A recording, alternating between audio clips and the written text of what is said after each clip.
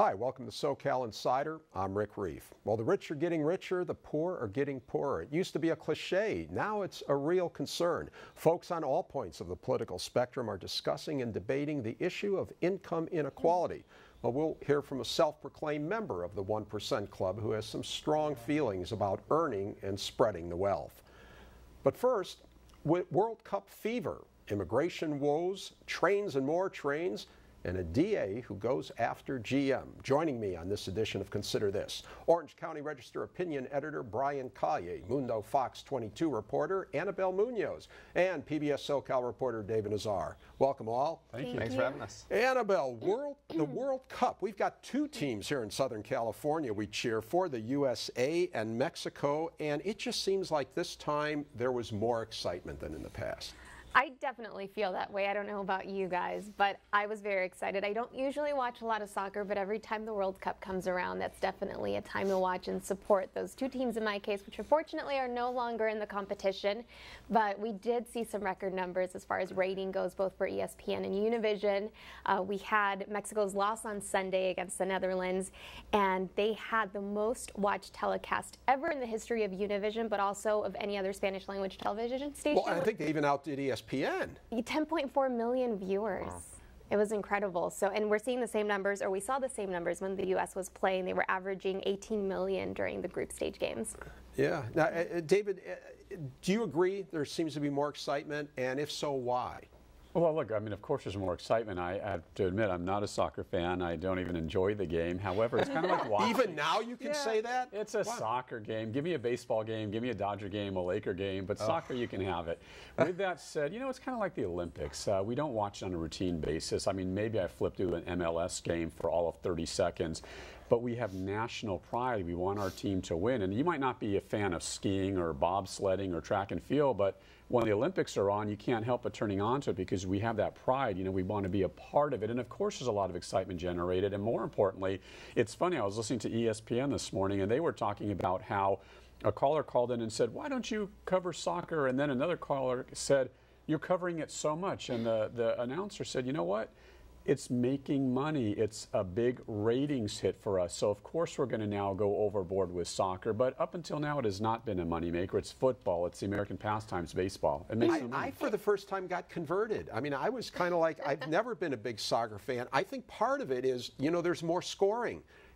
Instead of doing like 1.5 goals a game, which is ridiculous, there were like 3 goals a game. I mean, there was just more scoring. Yeah, this has been a particularly exciting World Cup, though. I mean, the scoring, the drama, the pageantry. I also think that social media has made this World Cup what it is. I think this is the social media World Cup because there's been this bandwagon appeal created because of all the buzz. I think Twitter had the record number of tweets one day because of the World Cup, and people see that and they want to tune in for it. And you know, it's been really exciting. I mean, I was super bummed yesterday when the U.S. lost, but you know, what can you do? You know what's? Oh, I'm sorry. I was just saying. You know what's interesting though, really.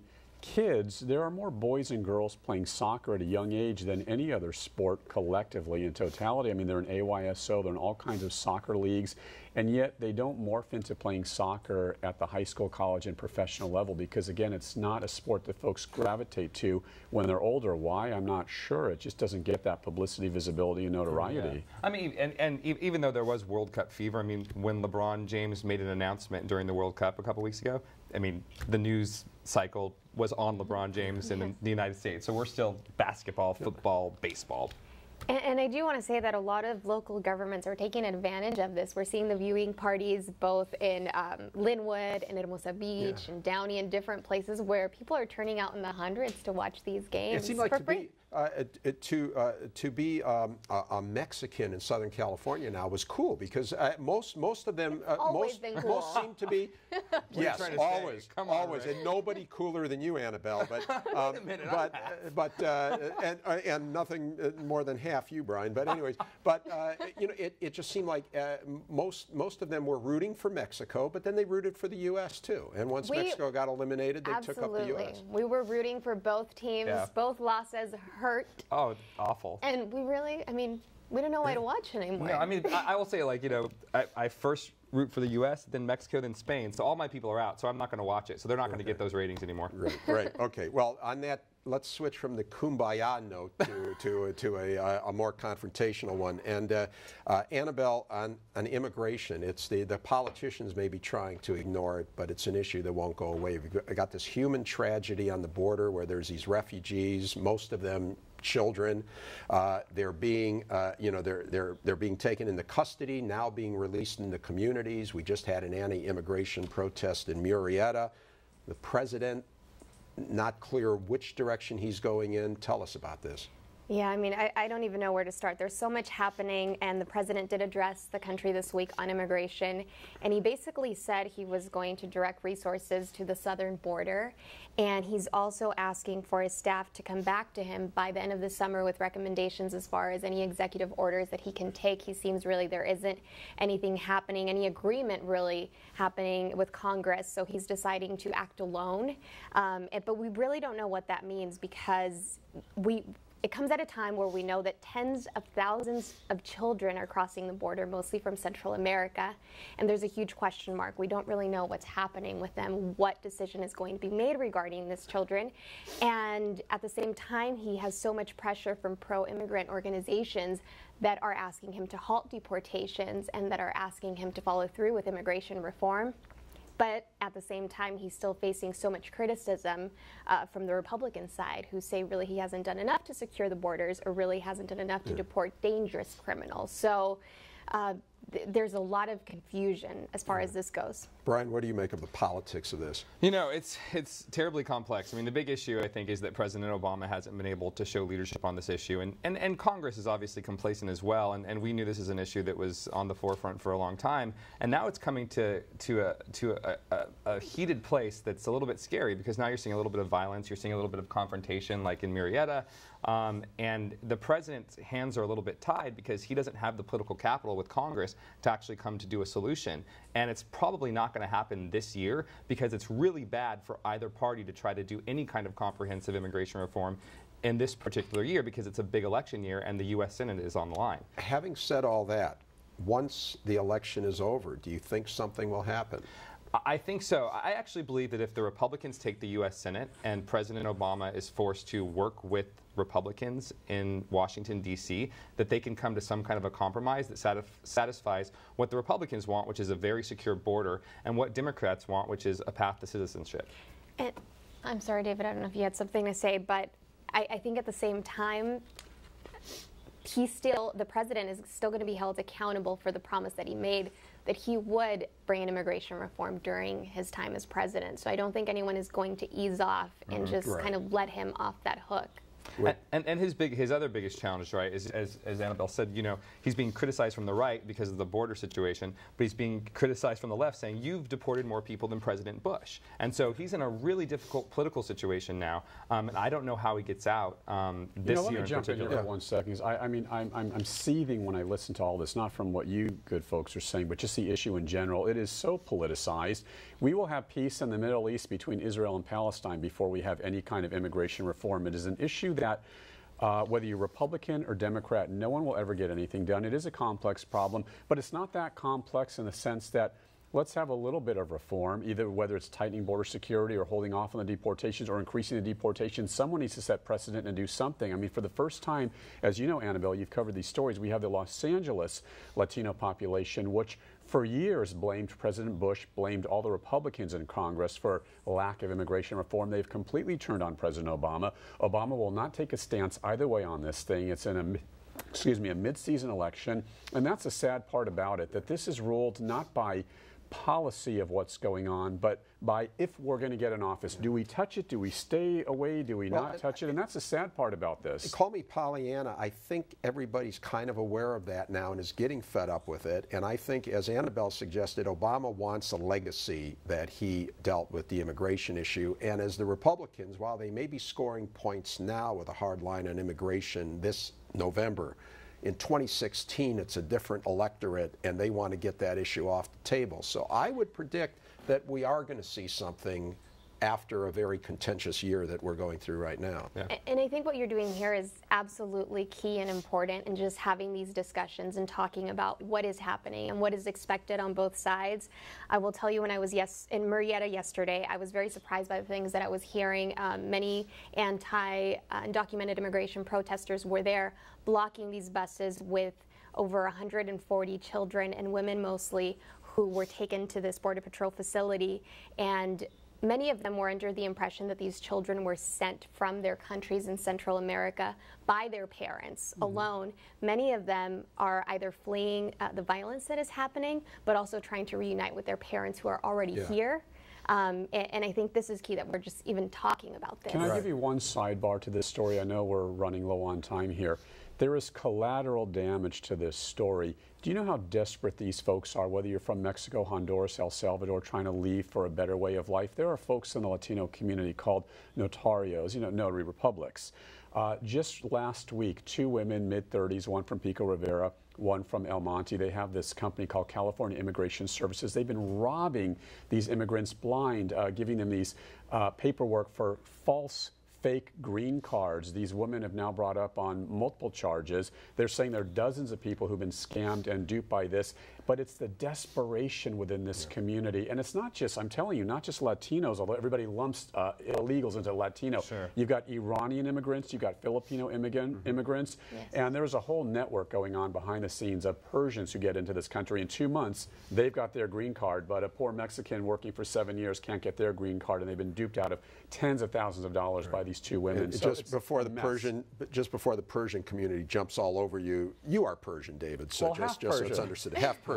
Okay, right. we got a half Mexican, half Persian. We got everybody here. Okay, so bring it on. All right. So now, David, tell us about this train. We're talking now about a train that's going to take people to LAX.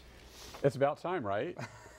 I don't know if we need a train anymore. For decades we've been driving in our car. I'm so used to getting on the 405 and staying there for an hour and then getting off on Century and Sepulveda and getting my way through to LAX. However, there's going to be a station, something about $200 million that the county and city officials have approved behind the big backing of Mayor Garcetti. It's sort of going to be around the area of 96th and Aviation, kind of like a monorail. So it's going to sort of link to the north-south Crenshaw line, which they're building, which should be done within this decade. And then, of course, we've got the Green Line, the east-west going through LA.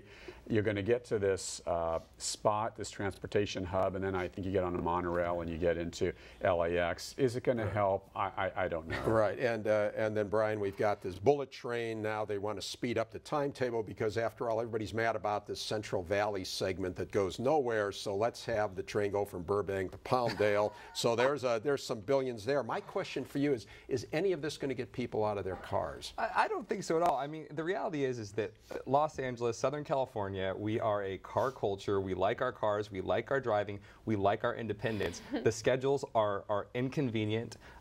The trains, to me, are not reliable. And I just heard an interesting statistic, but 75,000 people go through Grand Central Station in Los Angeles every single day. That's less than 1% of the population just in Los Angeles County. And we're spending hundreds of millions of dollars for a train that less than 1% of the people are using. I mean, let's get real and start really having a conversation about infrastructure that's workable. Then there are those that say build it and they will ride. So we will see. All right, finally, we're running out of time. But Orange County's DA, Tony Rackauckus, has jumped into the GM thing. As if GM doesn't have enough problems now, Tony Rackauckus is suing GM. What's that about? I'm always afraid to talk ill of a DA because then they'll sue me.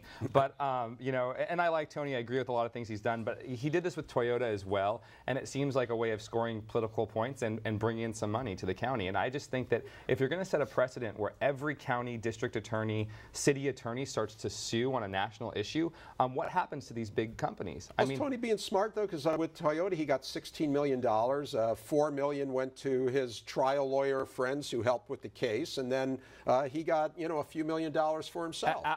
Absolutely smart, but doing the smart thing and doing the right thing are opposite oftentimes, and this is one of those instances where I think he's doing the wrong thing, and we should leave it to the federal government to deal with it. Okay, well, thank you, folks. Great discussion as always. Thank you. So what does a 1%er think of income inequality? That's next. And now I'm joined by a guy who's the embodiment of the American dream.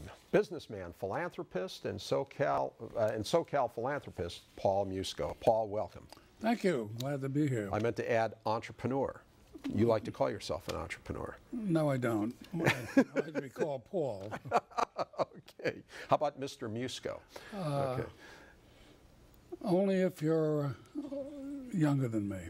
Okay, then I will, okay, if you don't mind. But anyways, listen, just so folks know who you are a philanthropist. You give millions of dollars. You don't like to get into specifics because you're not that kind of a guy, but Chapman University has a Center for the Arts going up in your name. That's a $70 million facility. The Orange County High School of the Arts just opened up a learning center that has your wife Maribel's name on it. You have given millions to LA Opera, to PBS SoCal, and so I got to ask you, why do you give?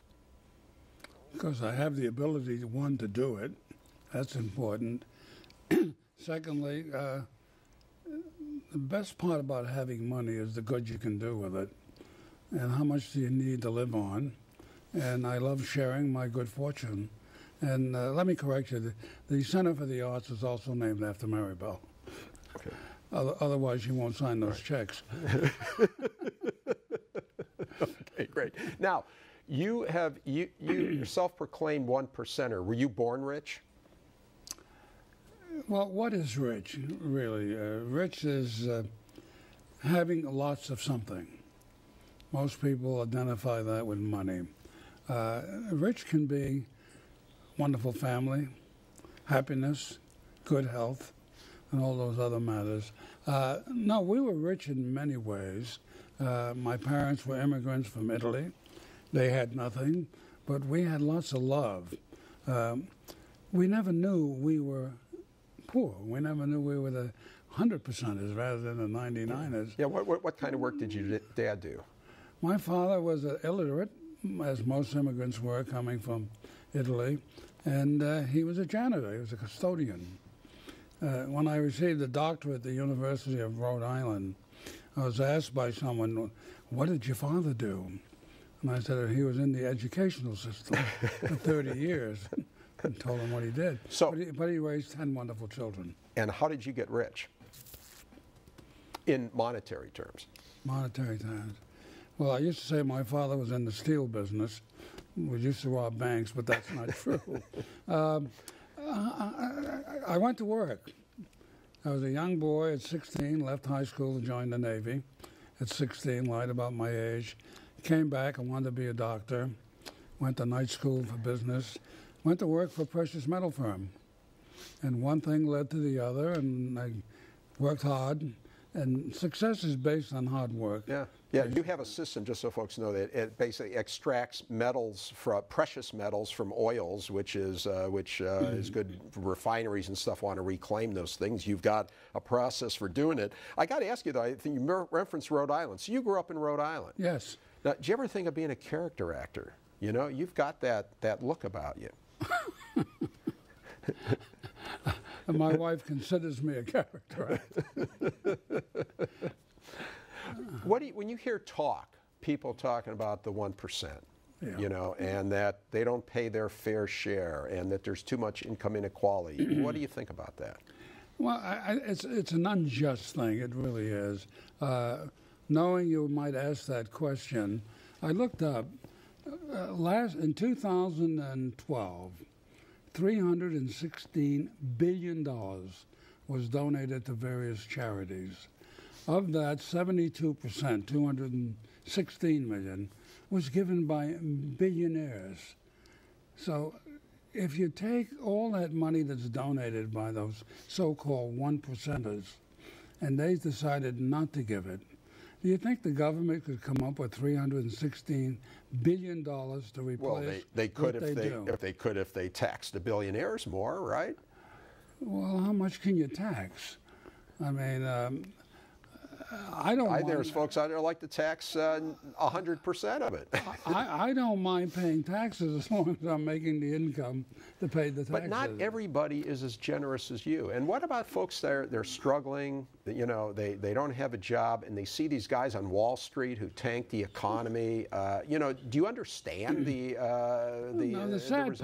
sad part in today's venue of life? all we see is the negative. All we talk about is the Wall Street guy, or the one guy, Madoff, is that his name, that stole all that money. We never hear about the good people. You never hear about good children. You hear about bad children. Yeah. Right? In our politics today, I remember years ago, Democrats believed in what they believed in. Republicans believed in what. But then they would say to themselves, okay, what's good for the people? That doesn't happen today. Yeah. Everything is negative. You are also a friend and supporter of Governor Jerry Brown, but you now also know Governor Rick Perry of Texas. So here's all this California versus, you know both of these guys. What do you make of all this? Well, number one, I'm independent, okay? When I elected to support Jerry Brown, I was taken to task by many people. And I had to say that I picked my people by the way I pick my employees. All I care about is, can that person do the job that I want? I don't care about their religion, their politics, or anything else. I thought Jerry Brown could do a better job than his opponent at that time. I just recently met Governor Perry because I built a plant in Texas, and I told him how great it was to be able to work there and build this plant with all of the environmental problems that we had. And I found him to be a delightful man. I don't agree with some of his policies, but I don't agree on some of Jerry Brown's policies. Okay, well, Paul, it has been great to have you on. And when you talk about the good 1%, you're certainly in there. And thank you for all the support you've given, especially to this station. Well, if I didn't think you were doing a good job, I wouldn't. Okay. Well, great. Well, thank you again, Paul. Great to have you on. Thank you. You can watch this show and past shows at rickreef.com. Segments of the show can also be viewed at pbssocal.org. My guests have been Brian Calle, Annabelle Munoz, David Nazar, and Paul Musco. Thanks for watching. We'll see you again on SoCal Insider.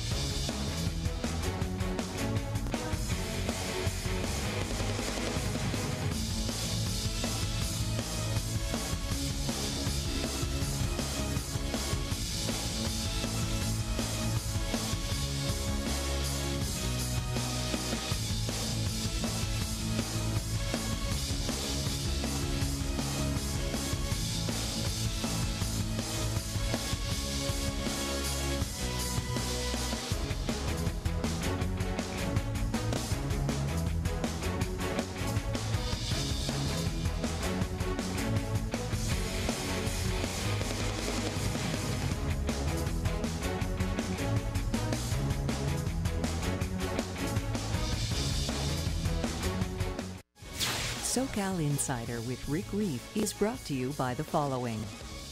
5 Point Communities is a proud sponsor of PBS SoCal. 5 Point Communities is an independent real estate development company with assets under management across California. More information available at www.fivepointcommunities.com.